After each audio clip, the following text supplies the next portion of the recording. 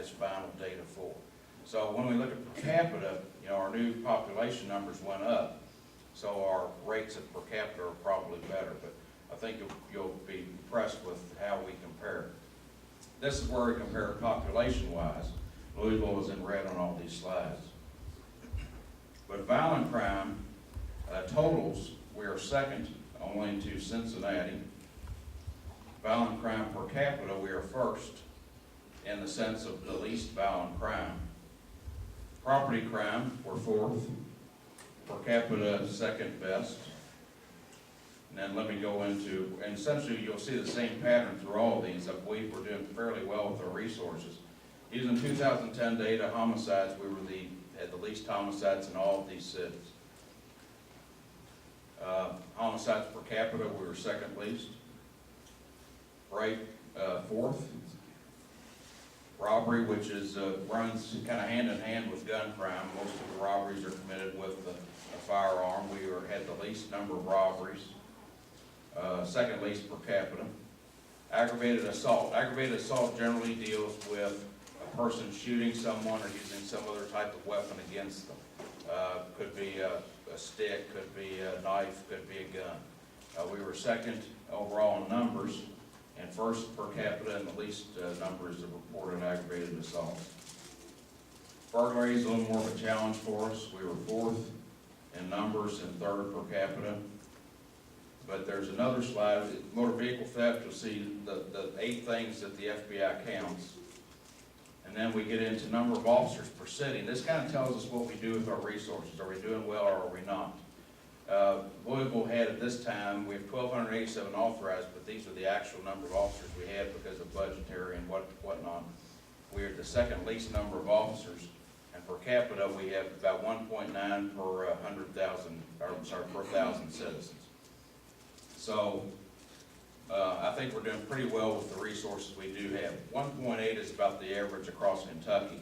Then when we talk about an urban area, I think we're doing fairly well with our resources compared to other cities like St. Louis that has 3.8 officers per 1,000 citizens. I think we're doing pretty well with our resources.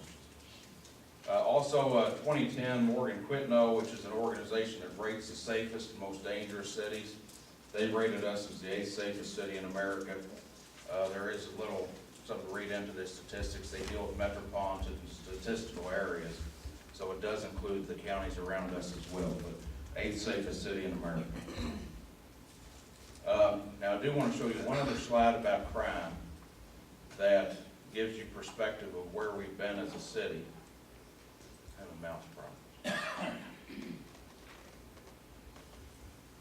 Given to me by, I don't know if any of you know Stan Mullen. He used to be my boss under the old city.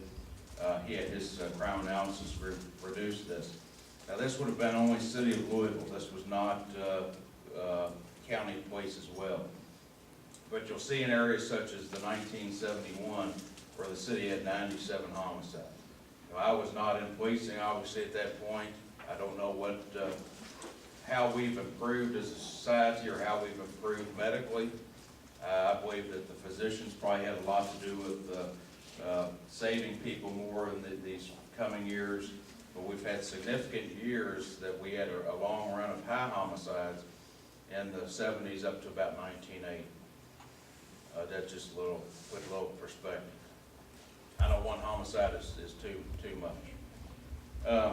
Some of the strategies we use, we try to involve the community and solicit support, and I talked about, I've got in giant letters on my page, to build trust, because it is the trust that people give in us that gives us legitimacy, that makes people call us when they need the police, lets us know what's going on so we can investigate the crime, so we can deal with the crime.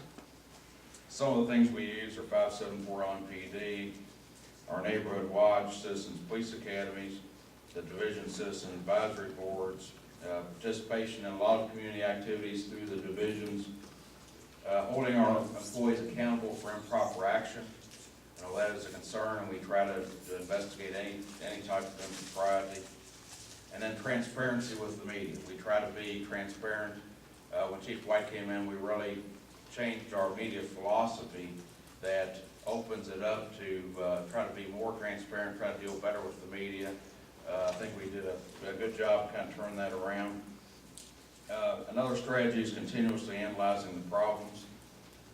We use our CompStat process, we use our crime mapping, we look at gun recovery locations, we do a lot of intelligence work with the gang intelligence. We do have some gangs, we've got quite a few associations in the city, and what we're seeing is they seem to be using it to, when you talk about like a California gang where you have a lot of people in it and the gang is the focus of their activity, what we seem to see here is the focus more on how they're going to make money. It's more of a criminal enterprise than it is to be part of the gang. That's what some people have surmised. We try to involve other criminal justice stakeholders. We work with local, state, and federal law enforcement. And we also do the same with the prosecutors to try to get the best venue to prosecute a person that is plaguing the community.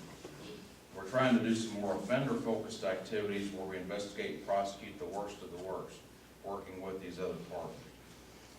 And we do a lot of place-focused activities, dealing with crime spots, hotspot policing, and we're trying to enforce the officers in a legal context that an investigative stop be based on articulable, reasonable suspicion that this person is committing a crime. Because if you cast the net too wide, you end up getting good people that aren't doing anything wrong. And I think you've seen that in New York City. I scratched my head for a year or so when they kept talking about stop and frisk, where everybody was getting stopped and everybody was getting frisked. And crime went down, but community dissatisfaction with the police went up.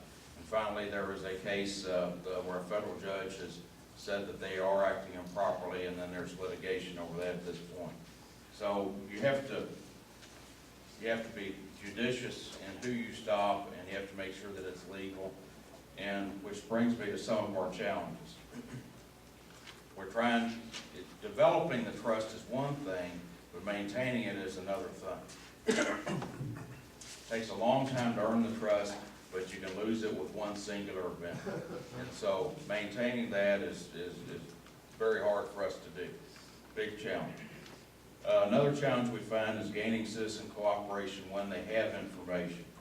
574 LMPD has been a tremendous success. We don't pay people for the information like Crime Stoppers. We get people call us all the time. We've solved a lot of crimes with that. We've found a lot of wanted people. I mean, they've done a lot with it. But we've also had a lot of homicides where you'll have 20 people standing around and nobody has seen anything. It's frustrating, but I understand the concern of the danger, because when we're dealing with a homicide suspect, that's a dangerous person. I understand that. I dealt with homicide. I worked there as a detective, and then there was a commander, and there's some really mean people in the world. I understand that. So there is a concern of getting people to come forward and give us information. And then the last challenge I want to talk about is focusing on crime in places, hotspots, where the hotspots are, without the appearance or the reality of being too oppressive to neighborhood residents. We used to do roadblocks, and the intent was to eliminate crime in that neighborhood. They were very successful. We got a lot of guns, we got a lot of things from that. We followed the law at that time, but then the Supreme Court came back later and said we couldn't do those except for traffic-related, I may not explain this very well, but traffic-related things. The law professor could probably say a lot better than I did. But you know, these are some tools that we use, but you always have to gauge the telling the officers to go out and you say, we want you to clean up this neighborhood, we got too much violence there, but then inevitably somebody gets offended, and that's just the reality of policing, trying to balance that, trying to be responsive, trying to treat people with respect. And that's all my formal remarks. I have two announcements, and then I want to bring the panelists up. I've been told that we have Wi-Fi, for instance, being telecast live and is streaming live on Metro TV. I want to bring the panelists up.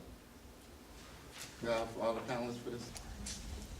Okay, we're ready. The panel is entitled Law Enforcement, Prosecution, and Community. So we're going to talk about those components separately. We're going to talk about how those are interrelated. We're going to talk about balancing the impact of law enforcement prosecution on communitarian values and how that plays out in Louisville, the Commonwealth, and beyond. And I had a privilege of announcing the credentials of this distinguished panel. I certainly can't say everything about them, but you'll get a sense that we have a very strong panel here. We have Jessica Green, who is an Assistant Jefferson Commonwealth Attorney. She's been an Assistant Jefferson Commonwealth Attorney for 6 years, focusing on the domestic violence crimes. She is a distinguished graduate of Spelman College and the University of Kentucky College of Law. All the way at the end, we have Edward L. Palmer, Sr., Chair of the Subcommittee for Equity and Justice for Youth. He's a city councilman from Radcliffe, Kentucky, and was appointed by the governor on the Juvenile Justice Advisory Board, has extensive experience in juvenile justice issues. And finally, we have Janine Shakur, coordinator of Peace Education Program. She is an educator, a service provider to other educators and youth workers. She serves as the coordinator of community programs for the Peace Education Program, which is primarily concerned with violence prevention and or the restoration of socially valued behaviors. Professionally, her agency has conducted thousands of conflict resolution workshops for young people all over Jefferson County, Southern Indiana, and the state of Kentucky. Please join me in welcoming these distinguished guests. Now, a good moderator is one that you won't even notice that he's in the room, so I'm going to sort of disappear. And I may interject some questions just to keep the discussion going, but we're going to have a free-ranging discussion between the panelists up here. And I'll just ask one question to kick it off, and then we'll sort of question each other and try and resolve some of these issues for law enforcement, prosecution, and community. I want each of the panelists to discuss their institutional role as it relates to law enforcement, prosecution, and the community. And we can just go in order or however you want. Thank you. Good morning, everyone. Thank you to Senator Neal for inviting me to be here. As the moderator indicated, my name is Jessica Green. I'm Assistant Commonwealth Attorney. I've been a prosecutor for 6 years, previously worked in Hardin County Commonwealth Attorney's Office for 4 years, and now here in Jefferson County for about 2.5 years. We work hand in hand with police officers, community, and victims on a daily basis. Obviously, our role in crime is seeing the crime to the end and obviously trying to figure out what will be the appropriate sentence for any given offender. We do have a lot of discretion in terms of what is going to happen. Sometimes amendments are made to charges and people plead out to lower things. Sometimes they are not. Typically, individuals in the African-American community who I have encountered are a little obviously skeptical about law enforcement in general. They're skeptical about prosecution and prosecutors, but as one of my colleagues said, there are more African-American victims than there are offenders in this community. So I think that the role that we play is pretty significant. Sometimes people in the community are not pleased with us. Sometimes even the victims are not pleased with us. And particularly with me, as I focus on the domestic violence end, I have probably about 75% of victims who are not interested in prosecution or who can't at some point. That leads to some interesting situations about how they think the case should be resolved, because obviously they still love the individual and plan on getting back with them. So we try to balance what the crime was. We try to balance the individual's record in terms of trying to get to what we believe to be an appropriate sentence. There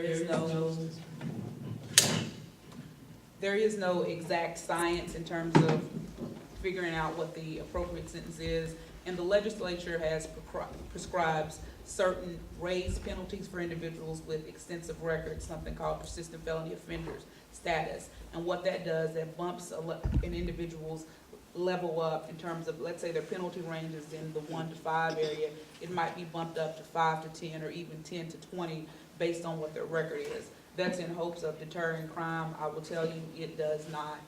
We have individuals who come who have 5, 10, 15, 20 felony offenses on their record. So while that's there, I don't really think that it's very useful, because individuals who are criminals, nothing really deters them, so.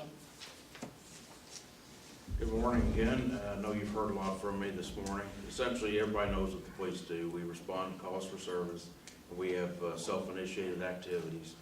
Generally, Louisville police respond or self-initiated over 500,000 calls per year based on predominantly the beat officers. My role in LMPD is chief of staff, and I kind of try to keep the machine running because it takes a lot to run the organization that's that big. And so part of the people who work for me are investigators, all the specialty investigative units. So we try to respond to the home. First, we try to prevent things from happening, but then we respond and we try to follow through on a criminal investigation or get services to people from the start to at the worst time when they call, because nobody's happy when they call the police. Something bad has happened. Trying to get it through till there's some closure on the event. We're not always perfect, but we're always there. We always respond. Hello, my name is Janine Shakir, as you've been told already. I've worked in this community in Louisville for the past 17 years, actively working with young people to teach them conflict resolution skills. You know, the outcome of which at a high level would be the skills of peer mediation. Hopefully you all are familiar with that. In Louisville and Jefferson County,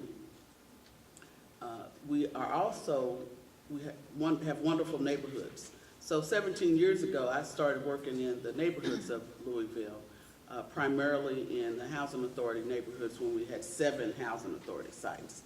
Now we have 1, maybe. And at that time, I would love to get the actual statistics, but if I remember correctly, in 1997, 98, we had about 98 juvenile homicides. That put us #1 in the world. That's kids killing kids. So we received a HUD grant, and there was a coalition of agencies that came together to work on the issue, and we knocked that juvenile homicide rate down to about 15 per year over the 5-year period of time. Since that time, I have worked all over the city and in the school system as well. And what I found is disturbing. You know, the young people are, you know, they go to school, they actually are good listeners. And what I found is that the adults are normally not the good listeners. I spent a lot of time working with young people, teaching them listening skills, speaking skills, and when they try to use these skills, they go to with the teacher or the rec center leader, they get kicked back to the curb. You know, it's my way or the highway, according to the adult. Now, I bring that up because it just damages their ability to trust adults, whether they are the police officers or their parents, you know, from A to Z. So I work a lot with young people to get them to be able to speak well with the adults that in their lives. So that takes me to the next level.